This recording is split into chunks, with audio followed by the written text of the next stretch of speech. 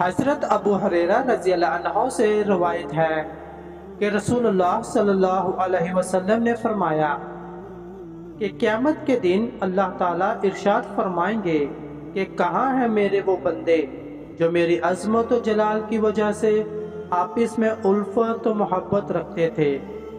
آج جبکہ میرے سائے کے سوا کوئی سایہ نہیں ہے، میں اپنے ان بندوں کو اپنے سائے میں جگہ دوں گا۔ حدیث نمبر 282۔ تشریح: کائنات کا کوئی ذرہ اللہ تعالیٰ کی نگاہ سے اوجھل نہیں ہے۔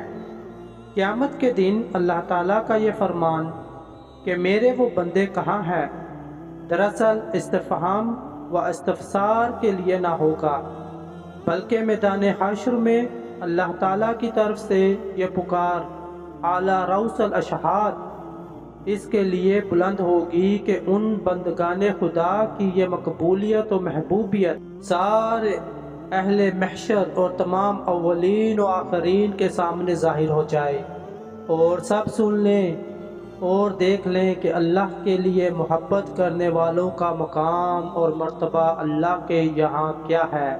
اور حدیث میں اللہ کے سائے سے مراد غالباً اس کے عرش کا سایہ ہے، جیسا کہ بعض دوسری حدیثوں میں تصریح بھی ہے۔